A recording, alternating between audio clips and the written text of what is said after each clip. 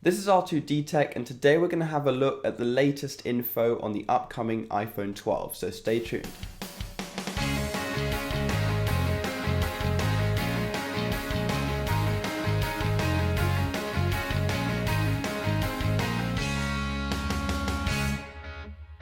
Okay, so it seems Apple are going to release 3 models this year. The iPhone 12, which will be 5.4 inches, and surprisingly this is smaller than the new iPhone SE, which I think is absolutely amazing. Next up will be the iPhone 12 Pro, which will come in at 6.1 inches, and then the 12 Pro Max, which will be 6.7 inches. All 3 of these phones will have a new boxy design, it seems, much like the new iPad Pros, and I think this is definitely a nice upgrade, and it will make them look so much more modern and maybe even easier to hold in the hand.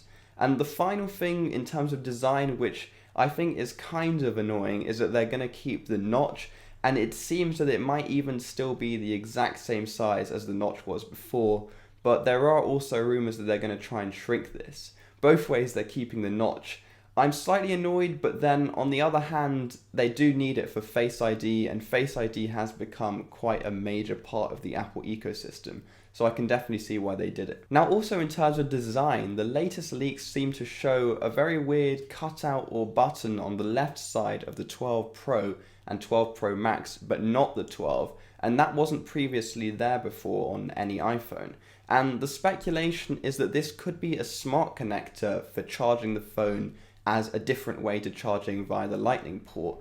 And people are saying that this might be because they're trying to transition the phones towards a portless future.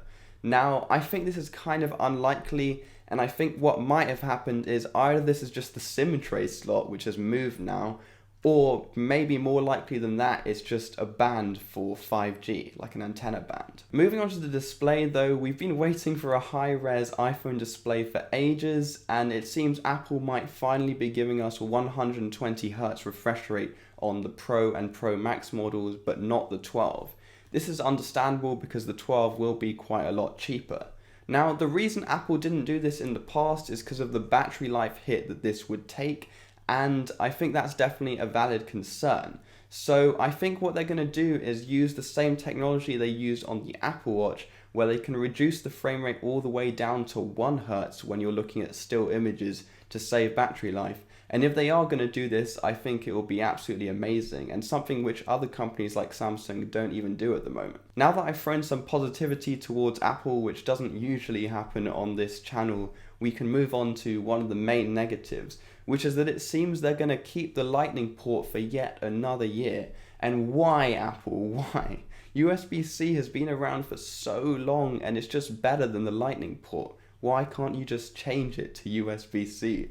Is it that much to ask? On a more serious note though, it seems that the reason they're doing this is that they are going to be transitioning to a portless iPhone in the future, so it wouldn't really be worth changing their whole design just for USB-C for 1 year alone. The more controversial thing though is that there's rumors that Apple are not going to provide the 5-watt adapter at all in the box. And I can't really say that I think this is true, because I think it would be absolutely ridiculous to ship a phone without the charging adapter. Now, they say that it's because it would save a lot on environmental waste, and that's probably true, and the argument is that most people already have these charging bricks at home, so they don't really need another one. But imagine if you buy a phone and you actually don't have one of these charging bricks, and then you can't even charge it up. You have to go to the shop and buy a brick separately. That would be kind of ridiculous, especially if you're paying hundreds of pounds, maybe even thousands for your phone. That's why I don't really think Apple are actually going to do this, and I hope I'm right, because I can imagine that otherwise the headlines are going to go insane. Now let's end on a positive though, and that is the price, which is quite unusual for that to be a positive when you're talking about Apple. But the rumors suggest that the iPhone 12 might start at $650. And this is a flagship. I know it's not the 12 Pro, but the 12 is still a flagship. And if they are selling it for $650, which is a complete reversal of the current trend on the phone market, then you know what, Apple, that's amazing. If that actually happens, then I might myself have to switch to an iPhone in the future.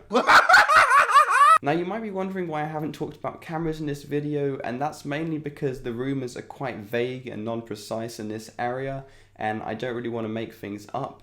But some rumors suggest that the cameras won't really receive an upgrade, or at least a big upgrade this year, because Apple are kind of focusing more on the new design, which is more boxy and modern, rather than the upgrade to the cameras this year. Other than that, I hope you enjoyed the video, and if you did, show me by leaving a thumbs up. And if you want to see more videos or content like this in the future, then definitely hit the subscribe button and notification bell below.